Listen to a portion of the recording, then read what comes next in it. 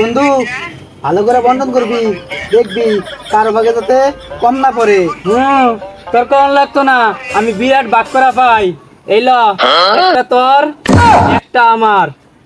এই তোর দুইটা, এই যে আমার দুইটা।